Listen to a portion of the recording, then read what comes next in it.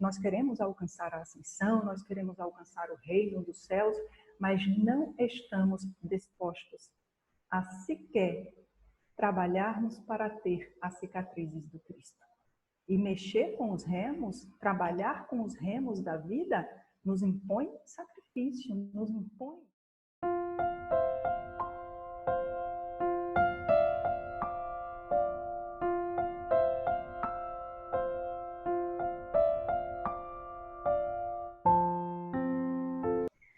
Olá, amigos, nossas saudações cordiais.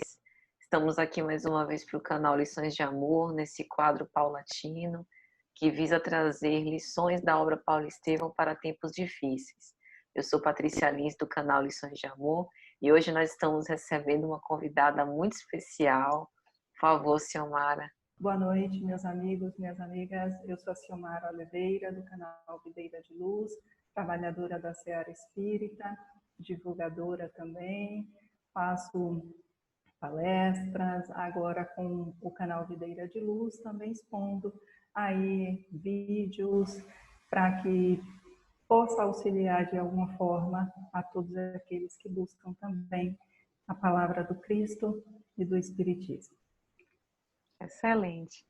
Então, minha gente, no link de descrição desse vídeo, nós vamos colocar o link para o canal Videira de Luz, acompanhe, tem mensagens muito bonitas, a Ciomara tem todo um cuidado e uma pesquisa evangélica muito forte, muito consistente, e trazendo isso num resultado muito bonito, vale a pena acompanhar. Hoje nós vamos aqui conversar sobre a seguinte frase lá na obra Paulo Estevão: mas todo o serviço é de Deus, amigo. E aí a gente vai falar um pouco sobre o contexto histórico no qual essa frase foi proferida por Gesiel. Gesiel passava por um momento muito dramático na sua vida. O seu pai tinha falecido, a sua irmã tinha sido expulsa desse lugar, e ele se lembrava das exortações amorosas da sua mãe, que a criatura deve, acima de tudo, amar a Deus, mesmo nos momentos mais aflitivos. E aí Emmanuel conta que a intenção de Gesiel era romper as algemas, correr atrás da irmã, mas preso ao tronco do martírio, nada ele conseguia fazer. Ele foi preso numa cela úmida por 30 dias e depois levado para as galeras romanas, onde havia um tráfego comercial, e ali ele ficou entre o sacrifício e a serenidade, sendo constrangido a esses serviços, escravos, como cativo romano, condenado a trabalhos perpétuos, mas sempre demonstrando uma profunda humildade e confiança, sem rebeldia e sem baixeza. Então Emmanuel vai dizer que, manejando os remos pesados com absoluta serenidade, como quem se dava uma tarefa habitual, Gesiel sentia o suor abundante inundar-lhe a face juvenil e relembrava comovido os dias laboriosos da sua charrua amiga, quando ele, na estrada de Jope, trabalhava com o seu pai.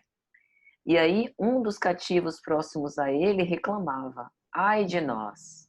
E um outro dizia: são raros os que resistem a estes remos malditos por mais de 4 anos.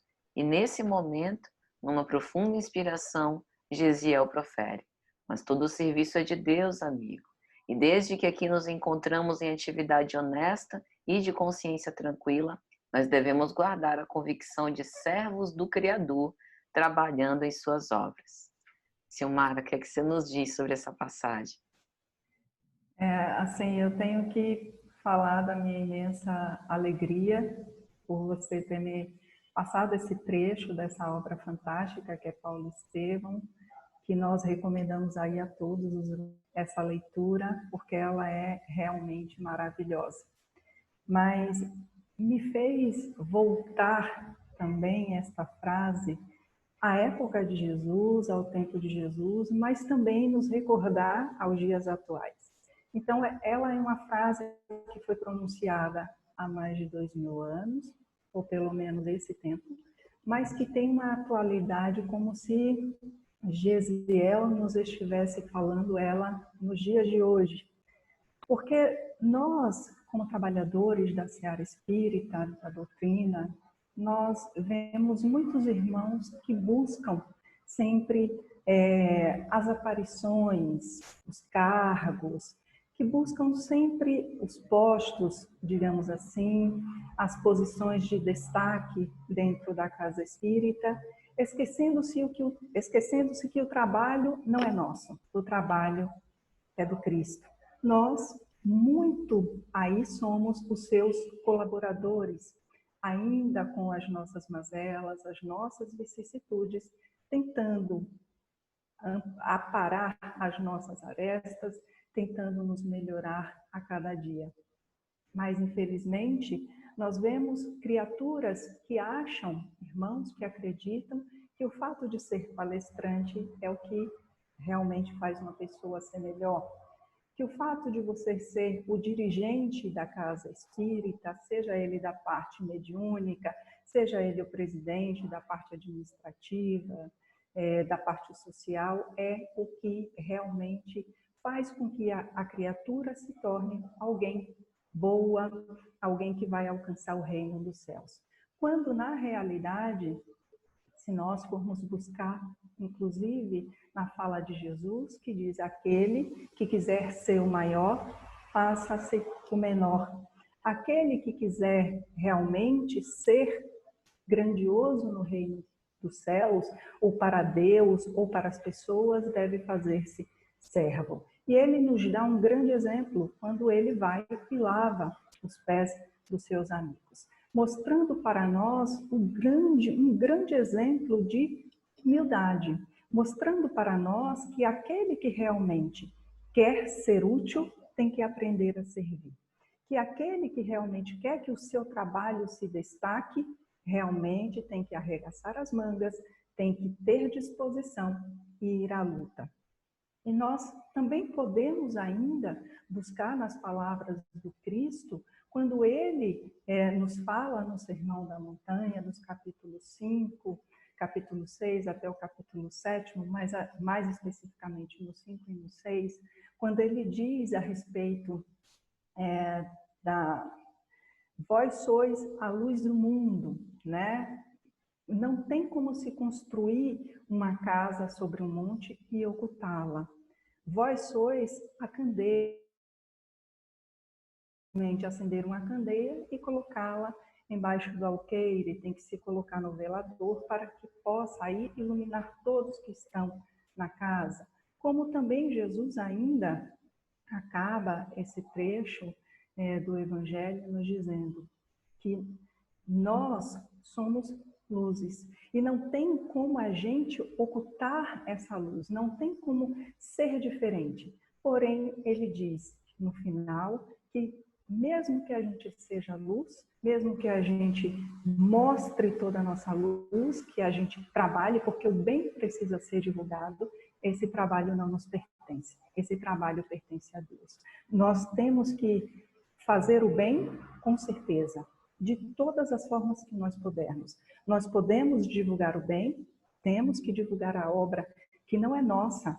Nós somos meros colaboradores, né? Um exemplo que eu ainda estava pensando hoje à tarde, a respeito de uma construção, porque nós temos ali os responsáveis por essa construção, temos o arquiteto, o engenheiro, que são os mais, né, que assinam ali a obra, como nós temos o chefe de obras, nós temos o pedreiro, nós temos o encanador, o eletricista, todos trabalhando em um bem comum. Porém, alguém precisa assinar a obra, alguém precisa assinar essa obra. Nós somos esses colaboradores de Jesus, mas a obra, o trabalho não é nosso. Então, independente se nós formos os palestrantes, independente se nós formos não somente aquele que serve a água, o trabalho é do Cristo. E quem vai determinar a grandeza do trabalho não somos nós. Quem vai determinar a grandeza do trabalho é o amor que a gente coloca. É o amor que você se doa, é o amor com o qual você se dedica, é a sua humildade em relação àquilo que você faz. Muitas vezes a gente se se ilude com as caravanas reais que passam na nossa vida e esquece que o verdadeiro trabalho é o trabalho simples, porque nós podemos estar carregando o rei ou o reino de Deus em nós e ainda não nos demos conta. Muitas vezes nós queremos todo o aparato das luzes, dos holofotes, nós estamos sempre querendo ser vistos, sermos divulgados e nos esquecemos que Jesus está ali. Jesus está ali, no altar dos nossos corações, esperando tão somente que nós, na humildade de aceitarmos a sua chegada na nossa vida, a gente o carregue por onde a gente for. O que você acha dessas colocações? Excelente, Sil, perfeito seu comentário. Porque às vezes a vida nos leva para situações tão constringentes, né? Como no caso, por exemplo, de Gesiel. Para muitos, poderia ser ali o fim de uma existência, né? Nunca mais eu vou ser liberado aqui dessa galera, vou viver aqui como cativo para sempre.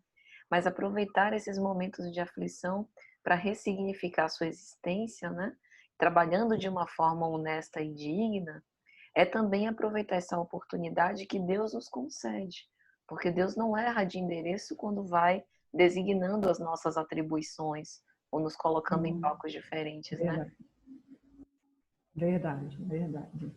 E o interessante é que, assim, se Gesiel tivesse sido rebelde, ou contrário, ou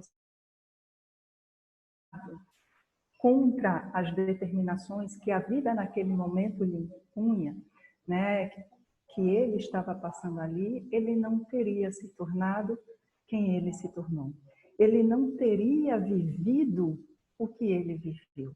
Então, ele teve a humildade de receber o trabalho. E ele sabia da dificuldade do trabalho.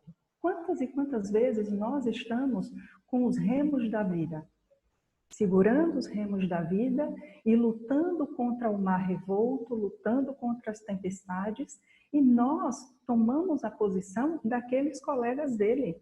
Mas ninguém sobrevive muito tempo com esses remos. Ninguém sobrevive por muito tempo nas dores.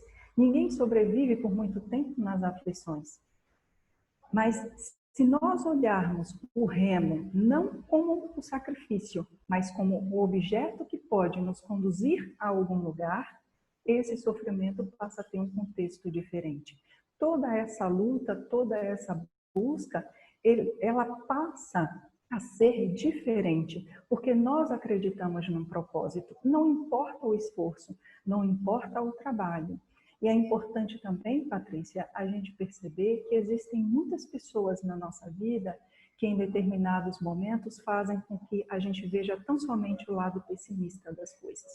Pessoas que quando têm a oportunidade de nos darem força, fazem o movimento contrário, nos levam a pensar de uma forma negativa, de uma forma pessimista, de uma forma completamente contrária aos ensinamentos de Jesus. Muitas vezes nós queremos alcançar a glória, nós queremos alcançar a ascensão, nós queremos alcançar o reino dos céus, mas não estamos dispostos a sequer trabalharmos para ter as cicatrizes do Cristo. E mexer com os remos, trabalhar com os remos da vida, nos impõe sacrifício, nos impõe disposição, nos dispõe, pede de nós vontade, mas também nos convoca, olha, você vai ter cicatrizes, as suas mãos vão ficar calejadas, vão chegar momentos que os seus braços vão estar tão exaustos que você vai cair, você não vai suportar. Mas os remos é que vão te levar a algum lugar. Os remos é que vão te conduzir. E não importa o esforço que você faça. Se você colocar nesse esforço humildade, se você colocar nesse esforço um pensamento otimista de que lá no final, quando você chegar na praia, você vai encontrar com Cristo, aí todo o movimento, todo o nosso esforço, todo o nosso sacrifício realmente terá valido a pena. É verdade. Parece que essa é a diferença, né? realmente a gente nutrir o ideal e identificar um propósito, um sentido naquelas aflições. E o mais interessante é que você falava sobre as cicatrizes, as marcas do Cristo. O próprio Cristo foi um exemplo, né, desse sacrifício, né, imolou-se, submeteu-se à crueldade, à ignorância humana, justamente para provar que é pela humildade, é pela mansuetude que a gente vive para sempre, né? Que a gente é glorificado no final. Tem Sim. uma mensagem de Batuíra na obra Paz e Renovação que ele fala sobre isso. O apostolado da redenção inclui todas as dores. Lembremos-nos de que, perseguido e tentado, Jesus trabalhou sempre. Ainda na cruz, à frente da morte, trabalhou na obra do perdão sem limites. O tema complicado, né, Silmar?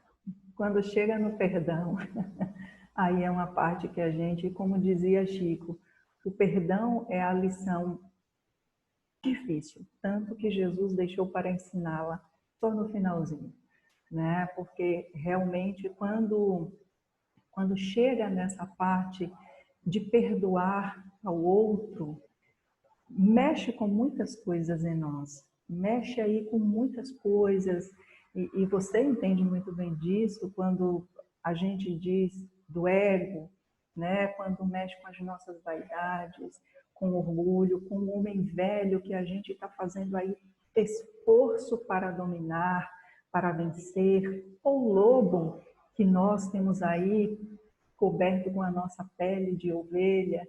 Então, o perdão, eu acredito que é um divisor de águas na nossa existência.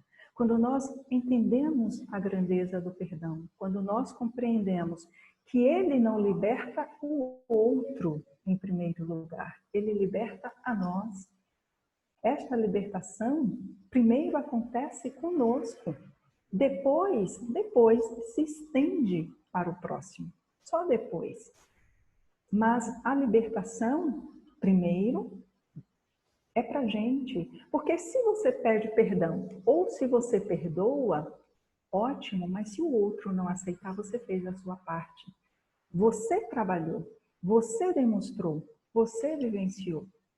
E Jesus, quando fala da questão do perdão, de não só 7 vezes, faz com que a gente pense, você outro dia falou muito bem a respeito disso, trazendo aí o Velho Testamento, a explicação do motivo dos 70 vezes 7, mostrando para nós que não existe um limite para se perdoar. Porque muitas vezes a gente diz assim, mas eu perdoei uma vez, eu perdoei 2, eu perdoei 3 vezes. E quantas vezes nós não pedimos perdão? Não vou dizer aqui nem na vida, nem na nossa existência, em um dia. Quantas vezes a gente pede perdão? E quantas vezes nós blasfemamos justamente em relação ao trabalho que Jesus nos confiou? Quantas vezes nós falamos impropérios, nós falamos coisas absurdas para o Cristo, para Deus, maldizendo o nosso trabalho. E aqui não é só trabalho no que se diz respeito à questão da área profissional. O trabalho que nos torna útil para o próximo, porque isso também é um trabalho. É fazermos do ócio algo produtivo, é estarmos buscando utilizar da melhor forma possível o nosso tempo. E trabalhar para Jesus requer sempre muito esforço. As pessoas pensam que trabalhar para Jesus é simplesmente chegar assim, hoje eu sou uma trabalhadora, viu? Ou um trabalhador. Eu estou frequentando a casa espírita, eu já busquei aí fazer a minha reforma íntima, esquecendo que essa transformação moral é um processo, um planejamento de vida para toda a vida.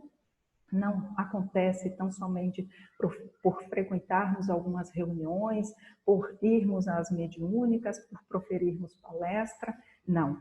A transformação se dá no nosso dia a dia, principalmente fora da casa espírita, quando nós somos chamados a dar o nosso testemunho. Quando nós somos convocados a justamente dar o testemunho que Jezreel deu. quando nós somos convocados, porque ele podia, ali naquele momento, dizer assim, eu vou me juntar aqui a esses companheiros e vou também blasfemar, e vou também reclamar, e vou também maldizer. Eu vou me juntar aqui a eles porque eu trabalho para mim, que conheço, porque ele era um grande conhecedor das leis. Ele tinha uma facilidade de interpretar as leis que era algo fantástico. Era algo realmente que nos faz dizer assim, olha, eu preciso estudar como Gesiel e Abigail, eu preciso realmente ter no meu coração essa fé e esse discernimento, né? Essa vontade de buscar o Messias, de buscar a Jesus. E ele nos mostra sem ter convivido com o Cristo, sem ter tido ali contato diretamente com Jesus, ele nos mostra a sua humildade, a sua submissão, porque ele poderia ter morrido, né? E entre perder a vida e tornar-se ali um escravo, tornar-se alguém que fosse submetido a um trabalho extenuante, a um trabalho extremamente cansativo, faz a gente pensar, sacrifícios que nós temos que fazer em favor dessa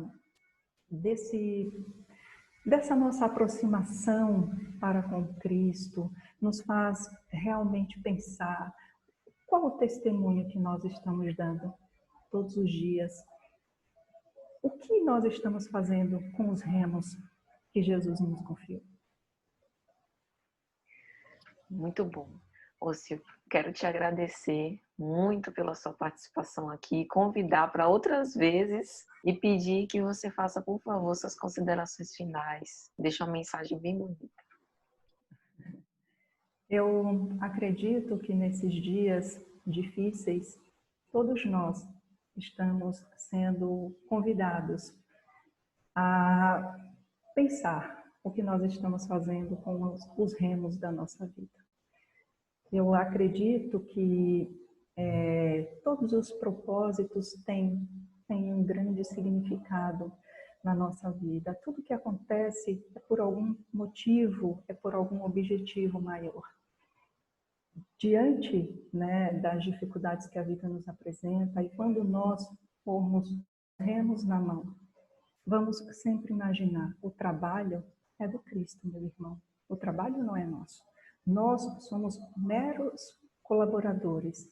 E como nos disse, né, o próprio Cristo, como também nos fala uma passagem que eu acho magnífica do Atos dos Apóstolos, quando Pedro e João estão na frente do templo de Formosa e o rapaz, que é paralítico, pede para ele alguma coisa. Ele diz, meu amigo, ouro e prata eu não tenho, mas em nome de Jesus, o Nazareno, levanta e anda. Aquilo que eu tenho, eu te dou. É a minha fé, é a minha disposição de seguir ao Cristo. Que nós tenhamos essa disposição de seguir ao Cristo. E o mais interessante é que conclui, e ele levantou-se, saiu saltando e louvando a Deus e não a nós. Nós temos que ser colaboradores do Cristo, mas quem tem que aparecer sempre é a obra, não o obreiro. O obreiro maior é Jesus, como ele disse, eu sou a videira, nós, quando muito, somos aí os ramos. Maravilha. Então, que esses remos sejam alavancas, né? Para o nosso progresso. E mais uma vez, muito obrigada. Um grande abraço. Eu que agradeço.